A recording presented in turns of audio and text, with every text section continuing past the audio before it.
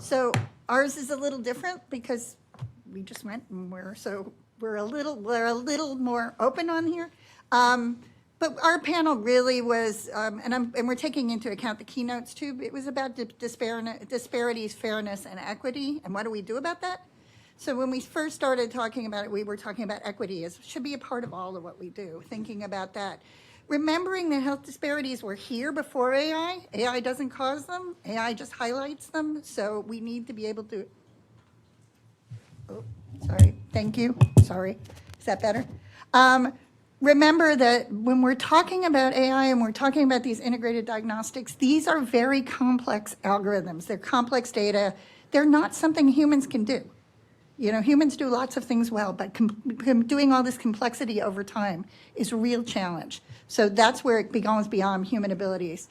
We need to think about validation. This has come up again and again across populations, across institutions. One important point about data splits, not a sexy topic. Splitting data when we do our evaluations, when we're running our algorithms, it's important. We need to spend a lot of time thinking about that. And explainable AI. I thought it was a great example. We don't know how the microwave works, but we know when it broke. How do we explain uncertainty? How do we alert people when there's a problem and the uncertainty is there versus trying to explain an algorithm? There. Oops, sorry. Can you go there? So I think this, on the second talk, we really got into how many people really, the distribution is huge across the country, but it's not the academic medical centers. 85% of people get their cancer care in the community, so that has to be a part of how we think about integrated diagnostics. Care is provided across this continuum, and there's all different skills and abilities and targets in each of those areas.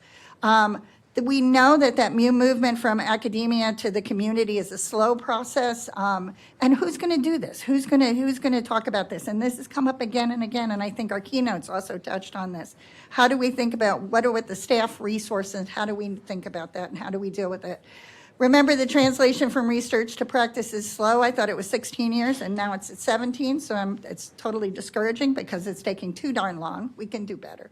And we need to think about these technologies as a way to increase caregiver capacity, patient experience, and clinical efficiency and effectiveness. That's what we can leverage the technology for. So I'm going to let you do the next slide because if I do, I'll screw it up. Then finally, we ended about new technologies automatically create disparities, right? Somebody's going to get it, somebody isn't. The somebodies are often predetermined. So we really need to think about that.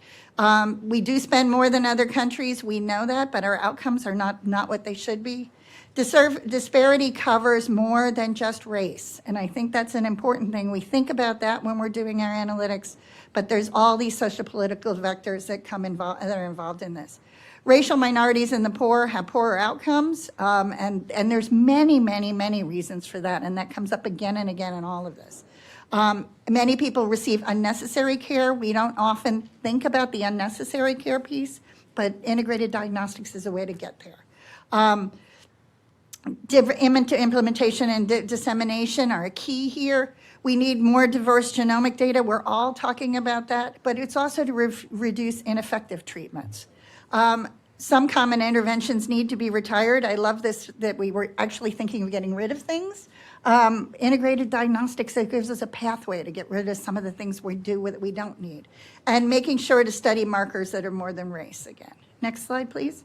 So what we came up with was the things we needed were, we need interdisciplinary teams. That's not new. Make sure that biases and fairness are addressed in the development of AI and diagnostic tools. Think about more diverse data to reduce biases. I mean, AI can identify these problems, but we can't fix it. And there is, by the way, there is no such thing as AI perfect, bias-free data. I have heard that before. Like, don't believe it. There is no such thing as bias-free data, but we can do better. So we need to work toward a bias-free data. Algorithmic fairness can be forced, so we can think about that as we work, and we don't have to just settle for the biases we have. We can really work through that. Data splits are important. This is an NSF topic, and maybe you all don't worry about that as much, but it's something that I think we can bring home and work on. Develop diagnostics to alert us when we cannot trust outcomes. This is a big thing in computing now. Uncertainty quantification. How do you help humans understand when a complex system is having a problem? Include different types of care providers when developing new tools, and I think that's a given. I think one thing that came out today, and it came out yesterday, was building dissemination and implementation research into all phases of development, thinking about it from the beginning. Build a national network. We talked about hubs and spokes, but this network model needs to encompass the full range of care. So we talked about data deserts, but we also noted that the map was missing centers. How do we spread those networks? Factor in disparities when adopting new technologies. So do we distribute to resource poor settings first? Can we help to adjust disparities that way? And again, we need more diverse genomic studies with more than just race as a marker. And so to end it, we need the data deserts. We thought that was a great term, so yay. Sad that it happens, but I think it's nice to put a name on it. So we need data sets that are less biased, including those biases we don't even think about. One of the things AI can do that we never think about is it can tell us things we're not thinking about. It can give us the outliers and have us look at them. Don't expect healthcare to solve all our problems. I think Roy's comment at the end worked. We need a universal healthcare system, but we also need to focus on some of the social issues that are driving things. We need to continue to effectively distribute evidence-based practice through this integrated diagnostics model, create a new workforce. I think we've all talked about workforces, but workforce is a challenge. It's a challenge for everyone, and actually for me to train the next generation of computer scientists, they don't get access to this data, and it's messy. And it's easier to grab data from the energy section, the transportation section, and frankly, from the Google type world. There's plenty of data out there to do it. This is the hard data. That means we only get the most committed, but we don't get enough. So how do we get resources to do that?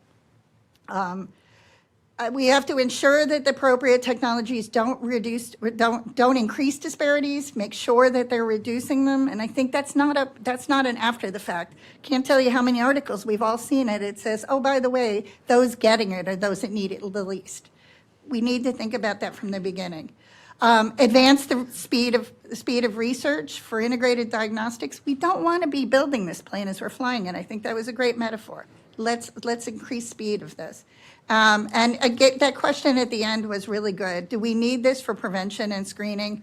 And so I think we all came up with at the end was create more complex integrated models for risk. So yes, we need integrated diagnostics to think through the whole continuum. Thank you.